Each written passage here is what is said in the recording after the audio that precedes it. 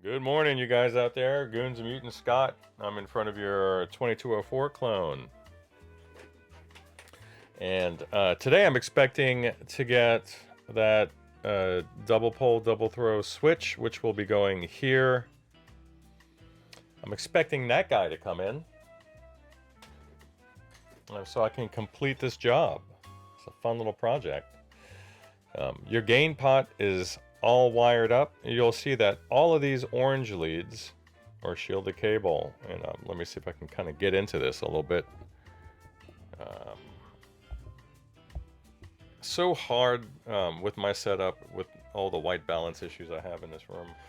It's so hard for me to shoot reflective objects cleanly anyway. So this is the gain pot that's going to be governing the new triode. That will be selected by moving the switch to the right. So in leftmost mode, it'll be business as usual JCM 800, where you have the usual output there, and that's going to be feeding that cold clipper stage before moving on through the rest of the amp. The usual 3 gain stage JCM 800. Flipping the switch to the right will route the signal through a 4th gain stage. And this is the independent gain control for that. So let's see if I can get you a little cleaner shot of it. Probably not so good. But you can see some solder joints along the back there for the 2 cable runs that are going there.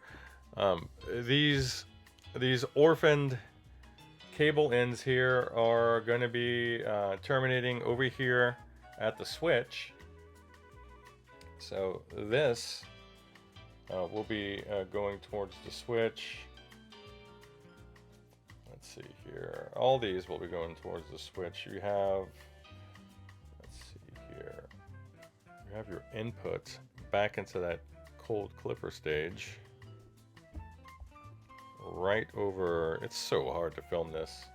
Right over here, this guy down here. And then the output of the new stage is right here. This little Vichet cap. That's on the output. That has a very high source impedance. So we're going to keep that well away from the more sensitive input grid wire there next door.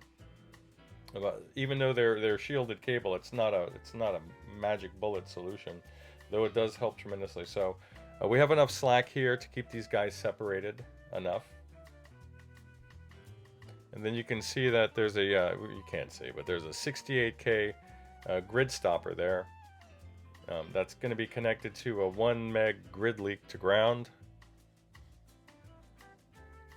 And I'm tempted to put on the rear switch, maybe to throw in another 1 meg in parallel for like a 470-ish K solution, something that'll just drive the gain up a little bit further. But to be honest with you, I'm gonna go ahead and put her together as intended first, and then we'll see if there's any sort of issues with extraneous noises and such. But the layout for the new stage is pretty damn clean, to be honest with you. Although not ideal because it's not on the board, but it doesn't exactly have to be.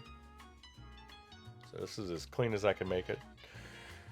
So hopefully tonight I'll be able to start testing, or if it comes in before, say, 11 a.m., even though it's saying 6 p.m., if it comes in at that time, then I'll get her whipped up. She should be good to go. So obviously, I don't know if you guys out there have implemented additional gain stages, then you probably know that when you're modifying an amp, you're going to bake in some time to troubleshoot, or at least tune the circuit to behave well with the rest of the amp. So I'm expecting to have to do some troubleshooting. Every amp is different. Every amp responds to mods differently. It's not always a cookie cutter pattern type approach unless you have really tight tolerances. But speaking in generalities, usually that may equate to simply moving some leads around. So when you're adding in an additional gain stage, maybe some of the liberties you took with lead dress or component layout may surface as an issue, but maybe not. For what I'm seeing, Scott, it looks like you did a really good job with keeping the leads that are carrying AC away from the sensitive grid inputs, and I'm not really seeing a reason why I should be experiencing any issues, to be honest with you. You have a shielded cable where required, and everything's neatly and logically laid out, so that should about do it.